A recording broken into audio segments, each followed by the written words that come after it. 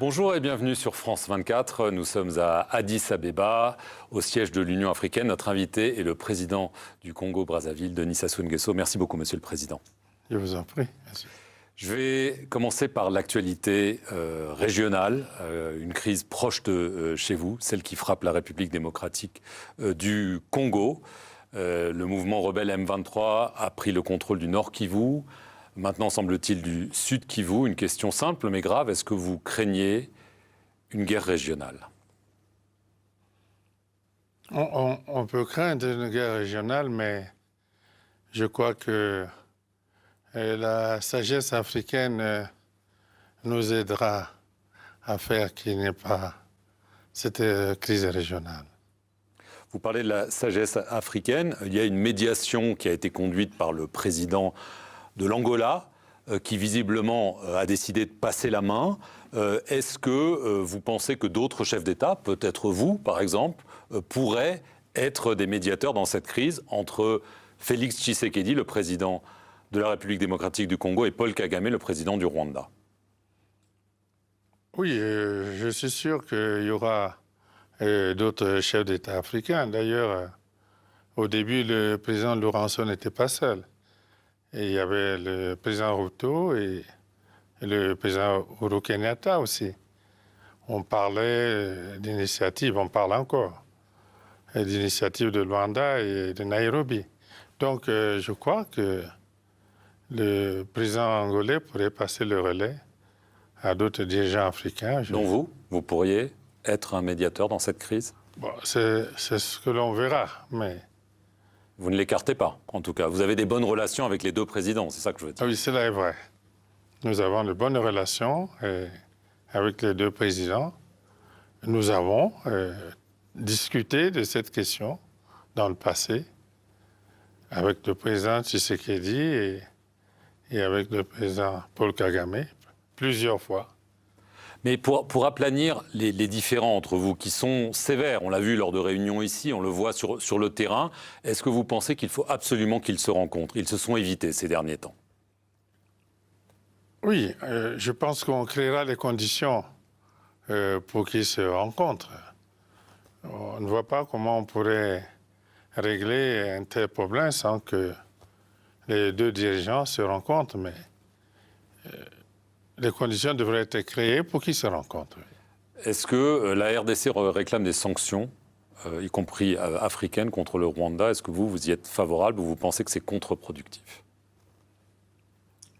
Bon, on est dans une situation de conflit. Chaque partie essaie de tirer quelques avantages. Mais pour nous, ce qui est important, c'est que le dialogue s'instaure sous une forme ou sous une autre. Donc pas de sanctions, vous n'y êtes pas favorable. J'ai bien compris. Bon, les sanctions n'ont pas toujours réglé les problèmes. Ce qui nous importe, c'est la recherche d'une vraie solution à la crise. Est-ce que l'Union africaine peut y parvenir? Parce que c'est vrai qu'il y a cette crise, il y en a beaucoup d'autres sur le continent. Il semble que les médiations de l'Union africaine ont du mal à fonctionner, que même l'Union africaine, en tant qu'institution, a du mal à exister pour régler les conflits sur son continent. Bon, cela est en partie vrai, mais les Africains ont toujours su résoudre les problèmes par eux-mêmes. Et je pense qu'il n'est pas nécessaire qu'on ait recours à d'autres, surtout pas sans les Africains. On ne rejette pas l'apport d'autres partenaires et amis dans le monde, mais il faut qu'au centre, il y ait l'Afrique. Nous avons connu cette situation avec la Libye. Et longtemps, des partenaires extérieurs ont voulu laisser l'Afrique en marge.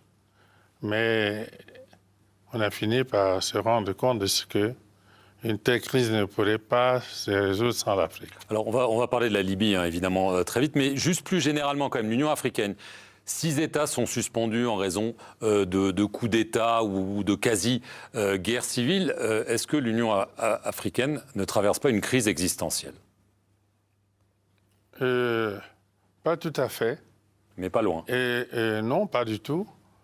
Et il suffit que les règles, les principes d'organisation, de fonctionnement de l'Union africaine, tels qu'ils sont mentionnés dans la charte de sa création, soient appliqués avec rigueur. Et c'est cela qui justifierait son existence à elle-même. Mais nous n'avons pas de crainte à ce sujet. Est-ce que l'élection du Djiboutien Mohamed Ali Youssef à la tête de la Commission est une satisfaction pour vous, un motif d'espoir? Est-ce que vous pensez qu'il va réussir à faire changer les choses plus que Moussa Faki Mahamat? Je pense que c'est un bon choix. Je pense qu'il en a les capacités. Alors, on a évoqué la Libye. Vous présidez depuis des années maintenant le comité de haut niveau de l'Union africaine pour la Libye. Ici, à Addis Abeba, a été signée une charte de réconciliation. Vous avez beaucoup œuvré pour ça. Vous êtes allé sur place. Le problème, c'est que cette charte n'a été signée ni par le Premier ministre de l'Ouest libyen, ni par le Premier ministre de l'Est libyen, ni par le maréchal Haftar. Alors, vous avez dit que c'était un tournant, mais on a l'impression surtout que les principales parties prenantes de cette crise ne se sont pas engagées. Oui, bon, nous pensons que c'est un pas important en avant.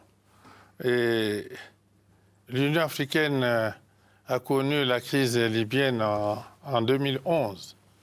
Voici aujourd'hui 14 ans. Et le comité de haut niveau de l'Union africaine, en 2011, s'était rendu à Tripoli et à Benghazi. Il y avait encore la zone d'exclusion aérienne. Et donc, l'Afrique s'est engagée très tôt dans cette crise. Et aujourd'hui, avec la signature de cette charte, qui a été élaborée par les Libyens, par toutes les parties dont vous parlez. Et nous pensons que pour une raison ou une autre, au dernier moment, ces parties ont émis quelques réserves, n'enlèvent rien au pas en avant qui a été posé à travers l'adoption de cette charte. Monsieur le Président, vous êtes allé sur place au mois de décembre, vous-même. Vous êtes allé voir tous ces leaders que j'ai parlé et ils s'étaient engagés à signer cette charte. Oui. Ils vous ont donc menti, puisqu'ils ne l'ont pas signée. Non. Il peut y avoir un incident, un point de vue de dernière heure. Le maréchal Haftar m'a envoyé un émissaire ici, son propre fils. Son fils. Nous avons eu des entretiens très fructueux. Donc nous ne désespérons pas de ce que les autres partis, qui pour une raison ou une autre, n'ont pas encore signé. Ils vont signer? Je pense, oui. Nous travaillerons dans ce sens. Alors, ce qui était prévu à la base, ce n'est pas cette charte de réconciliation, c'est une conférence interlibyenne. Elle n'a pas eu lieu. Est-ce qu'elle va avoir lieu? Et aussi, est-ce que des élections vont se tenir? Vous l'avez évoqué, sans aucun calendrier, ni pour la conférence, ni pour les élections. Est-ce que vous pouvez nous en dire plus sur ce que vous souhaiteriez voir arriver?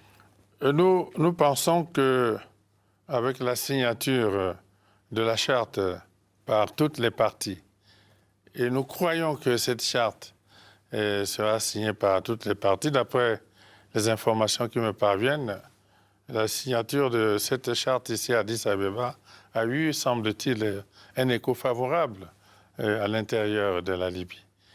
Et que si toutes les parties adhèrent à la charte, ce serait très beau que l'idée de la conférence, ce sera le couronnement, et l'idée de la conférence de réconciliation qui était prévue à Sirte l'année dernière. Elle va avoir lieu? Nous pensons qu'elle pourrait avoir lieu, et nous avons échangé avec l'émissaire du maréchal Haftar sur ce sujet-là. Il vous a donné une date? Ce n'est pas à lui seul de donner la date, mais il y a toujours une concertation. On finit toujours par arrêter une date, et nous croyons que si cette conférence se réalise à Sirte, ce sera le couronnement et peut-être, et je crois aussi, la voie ouverte à la tenue d'élections. Dans les résultats. Les élections quand, en 2025? Non, c'est pas à moi de fixer la date non plus. Mais s'il n'y a pas d'engagement, c'est que de la parole. Les engagements, c'est les Libyens qui devront les prendre. C'est pas. Mais ils ne le font pas, c'est ça. Ils ne le font pas, peut-être les conditions ne sont pas réunies. Voilà pourquoi nous posons les premiers pas que vous voyez. Et nous pensons que la réconciliation nationale en Libye est la porte ouverte à la tenue d'élections qui seraient justes, crédibles et avec des résultats qui seraient acceptés par les parties. Est-ce que vous allez arrêter votre médiation sur la Libye? Bon, ce n'est pas la décision que le sommet de l'Union africaine a prise. Donc vous allez continuer? Si on me demande d'arrêter, j'arrête. Mais l'Union africaine n'a pas encore pris ses décisions. Dernière question. Vous avez dû observer un sentiment anti-français qui se développe en Afrique. On a vu des bases militaires fermées de plus en plus. Est-ce que ce sentiment existe dans votre pays? Et est-ce que vous le craignez? Parce qu'on sait que depuis des années, vous êtes très proche de la France. Bon, au Congo, il n'y a pas un sentiment anti-français. Vous en êtes sûr? Oui, tout à fait sûr. Les Congolais veulent seulement être respectés, que leur pays soit respecté dans sa souveraineté. Mais je dis que les Congolais veulent le respect parce qu'ils respectent les autres, respectent les Français et souhaitent être respectés et que les relents de paternalisme, que ces côtés-là cessent d'exister. Il n'y a pas de sentiment anti-français au Congo. Merci beaucoup, Monsieur le Président, d'avoir répondu aux questions de France 24. Et merci à vous de nous avoir regardés depuis Addis Abeba, en Éthiopie.